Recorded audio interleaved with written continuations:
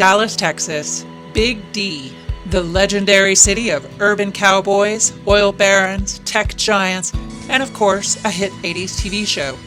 Known for sports dynasties, the state fair, megachurches, and a nationally praised restaurant scene.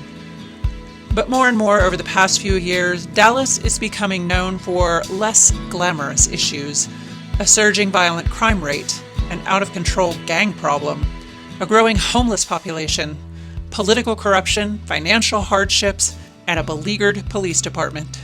In fact, Dallas now makes several lists of the most dangerous cities in America. Travel sites offer safety advisories. Dallas has a murder crisis. We need help, screamed a Dallas Morning News headline in late 2020. In early 2021, the paper reported bleak statistics: 253 homicides in Dallas for 2020, a 23% increase in homicides compared to 2019. 2019 had seen the highest crime rate ever for the city, and despite the COVID-19 pandemic, all the shutdowns, and the shelter-in-place orders, 2020 broke those violent crime records.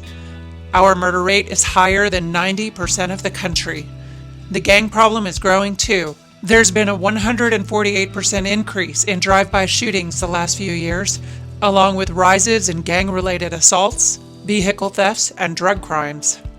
So how did we get here? How did violent crime become such a problem in a city famous for affluence and excess? Turns out it's been coming on for years. It's been brought about through systemic undermining of police, permissive attitudes toward crime, and misguided priorities by our city and county leaders. During the summer of 2020, even as protests against police turned violent, Dallas City Council members called for defunding the police department. Council members Adam Basildua, Chad West, Omar Narvaez, Adam Medrano, Casey Thomas, Carolyn King Arnold, Jamie Resendez, Tanel Atkins, Paula Blackman, and Lee Kleinman all signed memos to City Manager T.C. Broadnax requesting that DPD be defunded. Some of the council members even participated in the anti-police demonstrations. 10 of the 14 council members called on Broadnax, who creates the city budget, to add options that would take public safety money and move it to other resources in order to, quote, restore trust, unquote. As anti-police protesters destroyed the downtown area, these council members wanted to gut an already impoverished police force. In September of 2020, City Council voted to defund Dallas Police overtime pay by $7 million, a 25% cut. While Councilmember David Blewett wasn't part of the 10 council members who asked the city manager to defund DPD, he did vote with them, and he supported the measure to cut the police payroll. By the way, here he is with a self-described socialist who also posted a celebration of a Defund DPD block party. All but 4 supported the move: Mayor Eric Johnson, who'd been very vocal against defunding police, and Councilmember Kara Mendelson, who cited the climbing crime rates. District 10 Councilmember Adam McGue and District 13 Representative Jennifer Staubach Gates also opposed defunding. Criticisms of the pay cuts were widespread. One high-profile critic was Texas Governor Greg Abbott, who floated the idea of financial disincentives to any Texas city that reduces its police spending. During 2021, the governor has been hinting at other potential penalties for cities that defund their public safety budgets. Regardless, after approving a preliminary measure to gut police pay, several of the other council members gave press conferences to pat themselves on the back. But then a funny thing happened. Council members began to deny they were defunding police, despite their votes. Quote, "No one on the council wanted to defund police. It's simply not what we have proposed and not what we have done," Adam Basildua told Dallas's NBC affiliate. He's the council member who spearheaded the initiative to cut police pay. It's unclear how cutting $7 million from the police payroll isn't defunding the department, and anti-police activists celebrated his defunding actions. But Basildua certainly isn't the first politician to equivocate. It's also interesting to note that Basildua proudly touted an endorsement from the Dallas Police Association during his first run for council in 2019, then undermined law enforcement on his social media accounts and by joining the anti-police demonstrations. As of January 2021, he's running for re-election and has deleted some of those anti-police posts from social media, but it seems like Basil Blewett is somehow trying to be pro-police and anti-police all at the same time. When the time came for a final vote on the city's budget, city leaders voted 9-6 to keep the $7 million pay cut, but add $8 million to the overall budget for policing, basically leaving Dallas's public safety funding intact.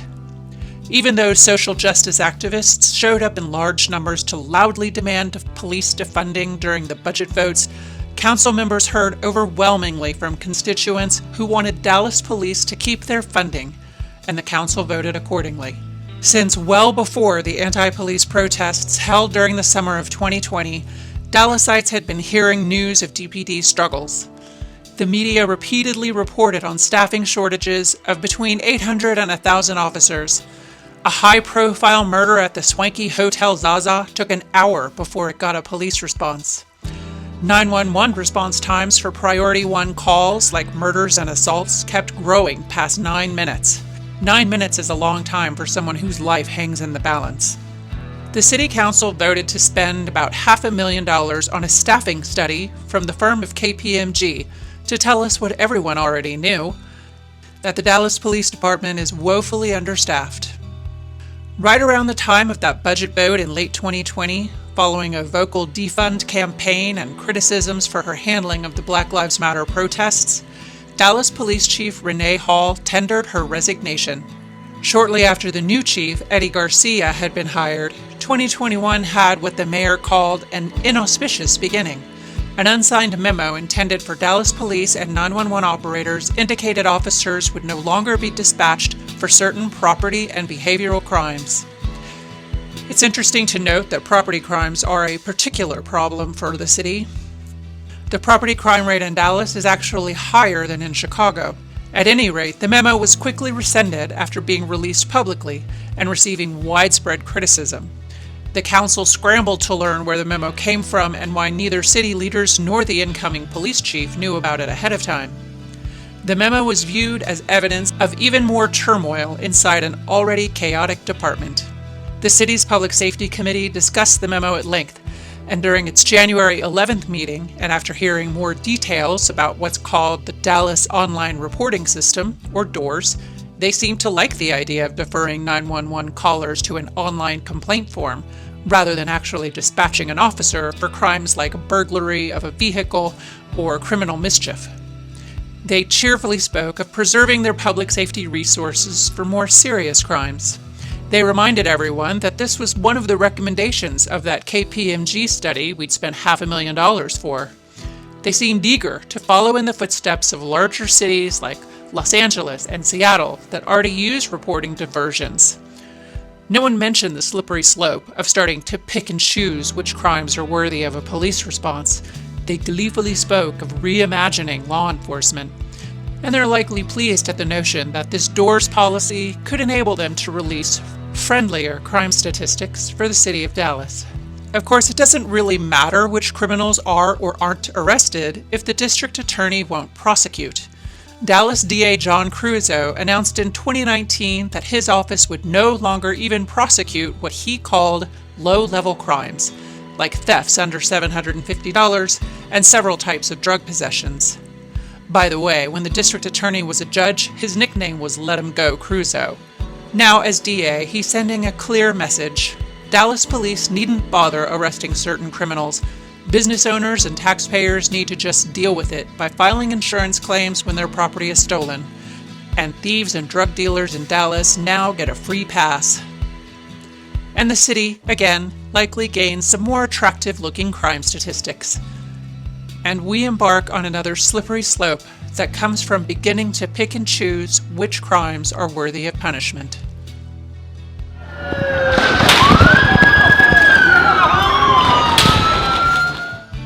You've likely heard the story of the 7/7 police ambush. 12 officers were shot and 5 were killed during anti-police protests on July 7, 2016. That demonstration was organized by a Dallas group called Next Generation Action Network. They're activists that often operate in conjunction with Black Lives Matter. The July 7th attack was a tragic irony. Law enforcement agents killed while protecting the very people protesting them. Next Generation Action Network, also known as NGAN, refused to accept any responsibility for the police deaths. In fact, they seemed to express empathy for shooter Micah Johnson, who was killed in the aftermath of his murderous anti-police rampage. God rest his soul, said one speaker at the first NGAN meeting following the deadly rally. You reap what you sow. NGAN is led by Dominique Alexander, a convicted felon who's been arrested several times outside of his violent protesting. Charges against him include domestic violence against a girlfriend and child abuse. He, too, seems unapologetic for the demonstration of his group that wound up serving as the means for the taking of police lives. He's blamed the government instead of the shooter or protest organizers. Alexander and NGAN are also heavily involved in policing in the city of Dallas. Their group, despite its anti-law enforcement stance, participates in a citizen oversight board where police are held accountable to people who are against their very existence. Officers are expected to explain themselves to people who've never had to face the kind of danger officers face every day. The police board was once a voluntary organization, but in 2019, the board received a $1.5 million budget to hire a police monitor. But after citizen outcry, they received only $375,000. In September 2020, City Council approved an increase to $500,000 of taxpayer funding each year for this committee. Citizen oversight was supposed to build a better relationship between police and the community. It hasn't been going well so far. Go, calm down! Let's go! Next Generation Action Network also participated in the past two searches for police chief. NGAN representatives were appointed by the city manager to the search committees. So, city leaders are, in effect, allowing criminals to help pick the leadership of the police department. If that seems strange to you, allowing criminals to have input on the selection of the top cops in Dallas, this notion of policing by consent, then you're not alone. NGAN and Alexander also lobbied heavily for the defunding of Dallas police. Alexander publicly lauded Councilmember Basil Dua for that initial $7 million cut in police pay. By the way, here's Alexander buddy-buddy with our DA, John Cruizo, and the outgoing police chief, Renee Hall. This cop hater, this criminal, is well entrenched in the upper echelons of Dallas leadership and has sway over Dallas's public safety. But the fact that anti-police activists are part of the hiring process for the chief of police may not be that surprising. Reducing crime, violent or otherwise, doesn't seem to be a big priority for Dallas City Manager T.C. Broadnax. He does the hiring for the city, and his job posting for chief of police didn't even mention the reduction or prevention of crime as a job function. Do a word search on crime in the job description, and you get 0 results. The job requirements are focused on community relations and diversity. The chief search ended in late 2020 with the hiring of Eddie Garcia from the San Jose, California Police Department. Media in San Jose have reported on Garcia's support for the Black Lives Matter movement. By the way, here's BLM chanting ACAB, which stands for All Cops Are Bastards.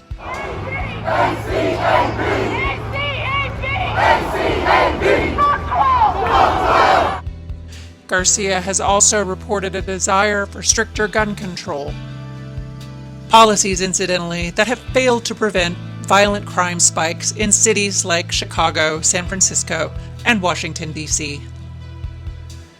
The city manager can afford to do this, focus on his own social justice agenda rather than protecting the public, because unlike most city leaders, he is not accountable to voters. He's hired, not elected like the mayor or city council. When the taxpayers demanded that the defund police vote be walked back, it happened. The mayor and the city council members are all elected officials, so they heeded that public outcry to keep public safety funding. The city manager doesn't need to listen to such input from residents. Even though elected officials are beholden to taxpayers and the city manager is not, city council members earn far less, about $60,000 a year for their jobs. The mayor gets about $80,000. They all need to demonstrate that they do their jobs well, or their constituents will vote them out. The city manager worries much less about job security, yet earns significantly more money than his elected counterparts, $406,850 a year. The governor of Texas, by the way, gets a salary of $153,750 a year. When the pandemic hit in 2020, many City Hall staffers had to be furloughed.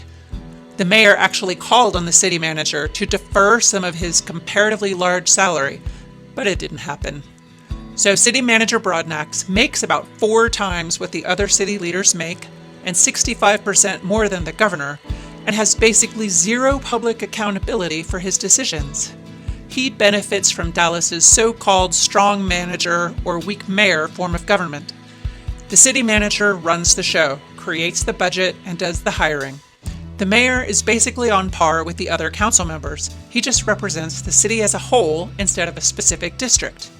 Although he also runs the council meetings and he makes the committee assignments. Dallas is currently the largest city in the U.S. to utilize this weak mayor form of government. Even Dallas media have wondered if it's time to change this, to follow suit with other large cities, let the people choose who is in charge of the city, and rewrite the city charter in favor of a strong mayor form of government. It might not solve every issue, but it would allow voters to keep a strong mayor who they believe does a good job, and remove a strong mayor who's seen as doing a poor job. Will Mayor Johnson keep his job if he runs for re-election? Probably not if the council has its way. In late 2020, council members complained publicly about the mayor and his tendency to rearrange committees without warning or explanation. The council also tried to strip him of his ability to speak for the city at the state legislature, which failed. Texas Monthly Magazine gave Eric Johnson its Bum Steer Award in late 2020, citing that he had managed to alienate almost everyone. But it should be noted, every sitting council member endorsed Johnson back when he made the mayoral runoff in 2019, and if the voters change their minds about him too, the way the council did, at least we have a chance to fire him. There's no such opportunity with our strong and very well paid city manager. The most recent public infighting at City Hall is focused on the COVID-19 vaccine distribution. Even though the county has taken the lead on vaccinations, city leaders are trying to make sure vulnerable areas get service by deploying registration hubs in certain neighborhoods. The mayor so far has slapped them down, claiming these council members don't have the proper authority to take these steps. The mayor is also the emergency management director for the city, and he accuses the council members of flouting the system to get free publicity for themselves during this election cycle. And yes, at least 2 of the council members requesting these hubs are running for re-election. Administration and interpersonal problems with City Hall go back much further than the current administration, though. If you research the history of Dallas's crime problems, City Hall troubles, and staffing woes within law enforcement, your searches will inevitably lead back at least 10 years to the city's mismanagement of the first responder pension system. The pension's funding unraveled more than a decade ago after risky investments and approved unsustainable benefits. We're talking about almost $1 million in payouts for some pension fund executives. The city became unable to honor its commitments to first responders, and the pension fund's negligence left the city teetering on the edge of bankruptcy. The city was named in multiple lawsuits over the pension debacle. The state of Texas eventually had to bail Dallas out of its pension problem, and taxpayers all across the Lone Star State are footing the bill for Dallas's bungling of the fund. So, pension issues make DPD an unattractive place to work and have for several years. Nobody is eager to pay into a system that might not pay them back. But it's not just pension issues that have led to the fall-off in DPD's ranks. The fact is, officers have typically earned more money and had safer shifts in Dallas suburbs. Outlying cities like Plano and Allen are happy to hire Dallas-trained officers. Some cops who attend the Dallas Police Academy resign as soon as they graduate.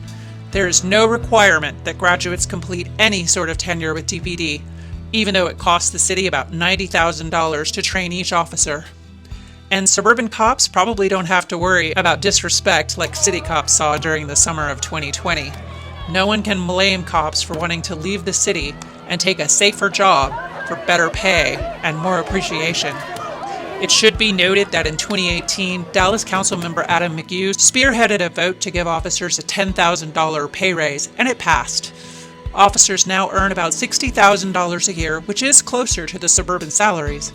But the riskier shifts and insolent attitude towards law enforcement certainly loom larger here in the city. So DPD still struggles to bolster its ranks. Chief Hall in 2019 even asked that the Texas Department of Public Safety help patrol the city and try to curtail the surges in violent crime and support her understaffed department. Governor Abbott granted Hall's requests and sent in the state troopers. As instructed, they followed the crime data and focused their presence on the areas of Dallas that were statistically the most crime-ridden. But since those areas were in parts of Dallas with a strong minority demographic, Councilmember Adam Basildua and County Commissioner John Wiley Price held a joint press conference to accuse the troopers of racial profiling. I am now asking that DPS move their troopers from South Dallas and get back to the drawing board with DPD. Troopers, by the way, only issued warnings 92% of the time during their 12 weeks in the city, according to North Texas DPS Director Jeff Williams. That's a much higher percentage than usual for DPS. Utilizing their data-driven patrols, troopers managed to confiscate hundreds of illegally owned weapons, made scores of drunk driving arrests, and completed more than 500 drug seizures. But Basildua and Price couldn't see past skin color. They were clearly more concerned with race than results. What's not getting results is the city's response to its homeless problem. Dallas now has the largest homeless population in Texas. And during the pandemic, homeless camps are growing in size and visibility. Authorities worry that confronting the camps is unsafe, and they don't really have the manpower to keep on top of the problem anyway, so the camps just continue to grow. Just like city leaders kept the 2021 public safety budget intact, they maintained spending for Dallas's Office of Homeless Solutions, about $12 million taxpayer dollars a year. The problem is, every year that the OHS has existed has seen an increase in the city's homeless population. Ever hear of the Cobra effect? That's where trying to fix a problem only makes it worse. Allocating tens of millions of dollars to fight homelessness has somehow only seen the crisis grow. In 2015, before the OHS was formed, the city had a homeless population of just over 3,000. That's what prompted City Manager Broadnax to create the Office of Homeless Solutions in 2017. By 2019, the last year's statistics are available. After spending $12 million a year to combat the problem, that number has increased to 4,538. Would the city's homeless situation actually be better off if the Homeless Solutions Office were never created? Maybe not, but our city finances certainly would be. It gets worse. The city also spent $115 million on a bridge that no one can use. The Margaret McDermott Bridge was constructed unsafely, not tested properly, and made with wrong parts during its construction in 2016, according to its architect Santiago Calatrava. City leaders blame Calatrava for building the unusable bridge, but in 2019, they approved another $7 million to fix it.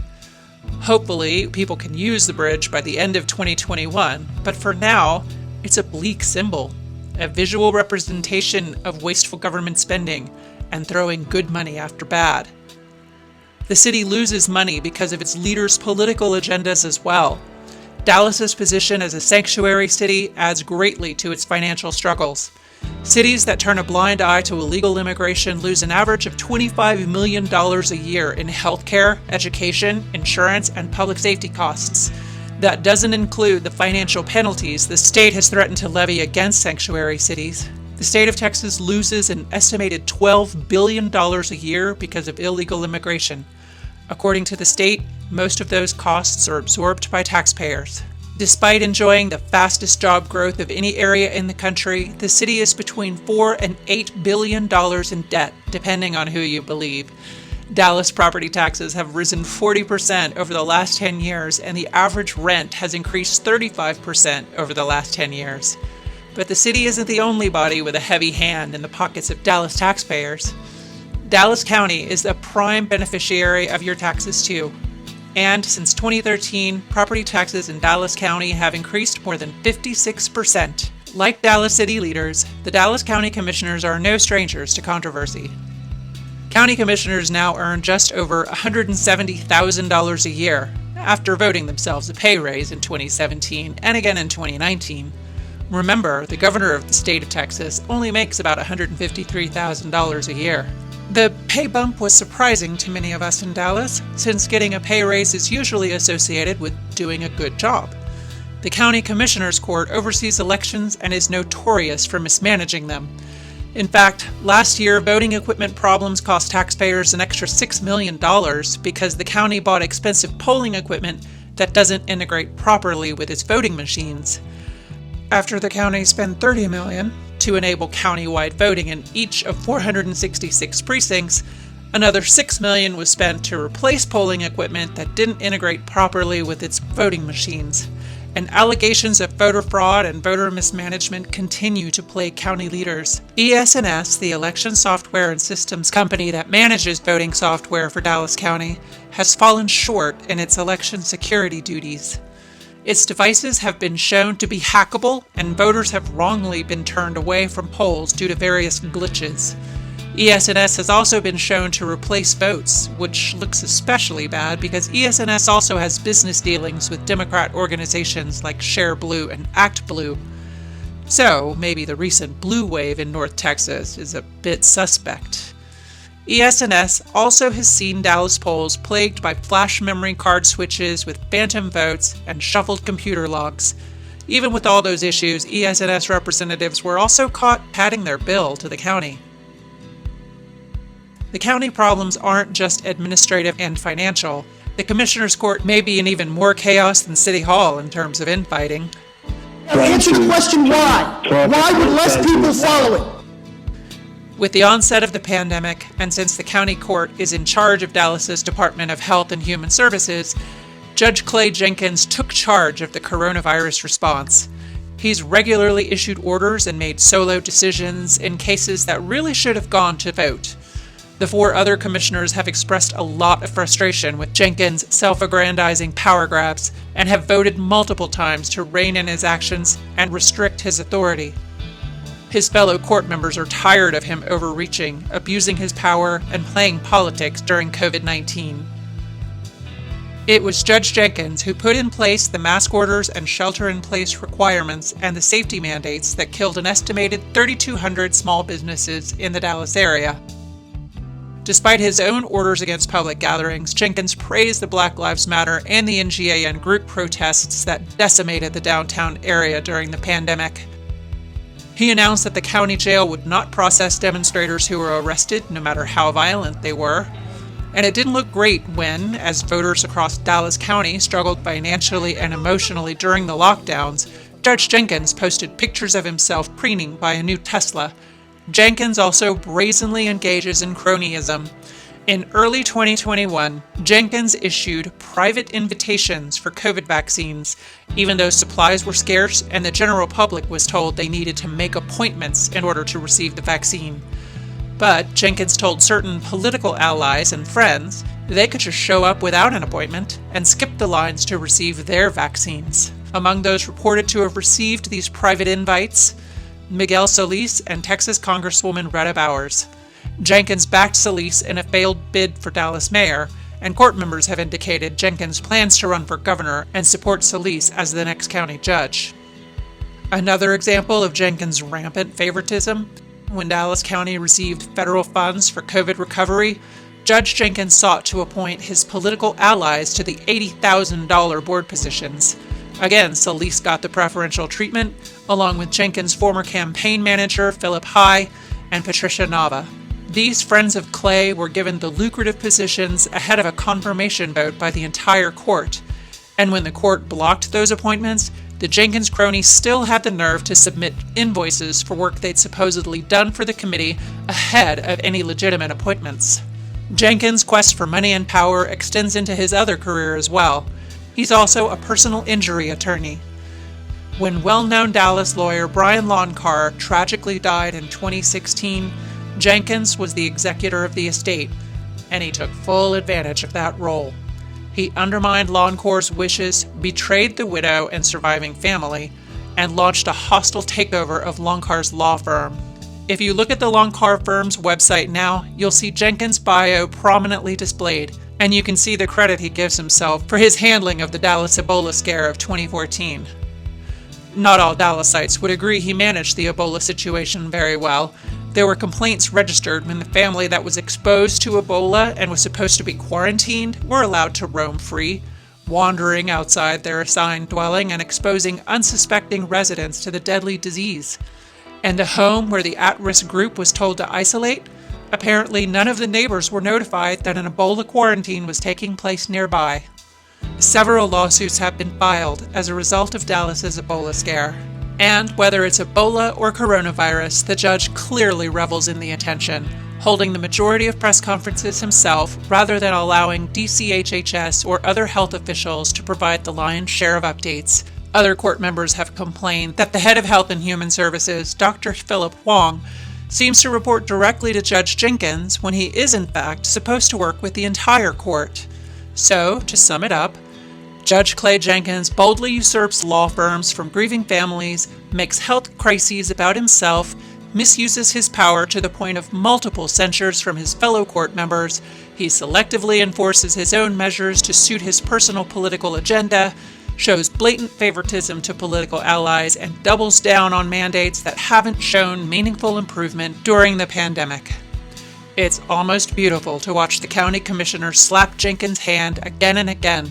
During this time of deep political divide, Democrat and Republican commissioners on the court are uniting to repeatedly vote down and restrict Judge Clay Jenkins, rebuke his actions, denounce his cronyism, and counteract his governmental overreaches. County Commissioner Teresa Daniel has also raised eyebrows during her tenure, perhaps most notably for the TechShare debacle. TechShare is a software company the county retained to create new software to manage the county jail. The county paid TechShare more than $30 million for the software. Then after 10 years of delays, TechShare hadn't delivered on the project, and the county pulled the plug, essentially kissing off tens of millions of taxpayer dollars. And Commissioner Daniels, she happens to sit on the board of TechShare in a joint effort with other participating counties. But the most controversial county commissioner of all may be John Wiley Price. Known as Our Man Downtown, the District 3 Commissioner has held his seat for 35 years. In 2011, Price and several of his associates were charged with acts of public corruption by the FBI, tax evasion, fraud, money laundering, aiding and abetting, and conspiracy to violate multiple statutes. Basically, the FBI said he took about $1 million in bribes to steer certain contracts. The FBI raided Price's house and found hundreds of thousands of dollars in cash. Despite the liquid assets, Price attempted to bill the taxpayers for his defense, but a judge denied that request. And in 2017, a jury found Price not guilty on several of the charges, but were deadlocked on 4 of the other charges. The U.S. attorney chose not to continue with a retrial. Price also got into a public fistfight with political rival Dwayne Caraway at a local gospel radio station, and Price was accused of choking a Caraway campaign staffer during the melee. Caraway was, at the time, the mayor pro tem for the city of Dallas. Side note, in 2018, Caraway pleaded guilty to federal corruption charges relating to kickbacks from a school bus stop sign camera company. He resigned his city council position and was sentenced to 56 months in a federal prison. But back to John Wiley Price. Our man downtown also famously abstained from the vote to honor the 5 fallen officers who died during that 7/7 ambush. He was the only Dallas leader not to vote in favor of the memorial. He's been arrested for attempted murder and accused of rape by 4 different women. He was found not guilty of felony assault in 1991 following a defense of racism. The New York Times speculated that jurors feared racial violence, like Los Angeles was experiencing at that time, and reported that some jurors claimed they were threatened with death if they voted guilty. The Dallas Morning News has endorsed John Wiley Price's opponents when he runs for re-election, calling Price destructive and volatile, and pointing out that a cloud of suspicion has followed Price for much of his tenure representing the Southern Dallas District. All of these issues, city and county, What's been different over the last decade or so to degrade Dallas so quickly and so harshly? In 2021 and its preceding 10 years or so, the leadership, which, by the way, includes election oversight, has been demonstrably liberal. The Dallas leaders' focus on social and cultural issues like homelessness and healthcare for all, and the shift away from core responsibilities like infrastructure and public safety seems like a logical reason. After all, nearby suburbs including Plano, Southlake, Flower Mound, and Frisco are staunchly conservative voting areas. They may be close in geography, but they are far from Dallas in political ideology. Several Dallas suburbs like these make national lists of best cities and safest areas to live in due to their low crime rates, strong job market, solid infrastructure, and reasonable cost of living. Meanwhile, Dallas keeps getting named to the lists nobody wants to be on for dishonors like historic murder rates, violent crime levels, corruption arrests, and financial mismanagement. Even the legendary Dallas Cowboys left Dallas in 2016 to make their home in the conservative booming suburb of Frisco. Indeed, lots of national businesses like Toyota and Charles Schwab are moving to North Texas, not to Dallas proper, but relocating their headquarters in the friendlier Dallas suburbs. The intent here isn't to kick Dallas while it's down. These call-outs are made out of love and concern. Love of our city, concern for this struggling county, a desire to make it the glorious location it's capable of being.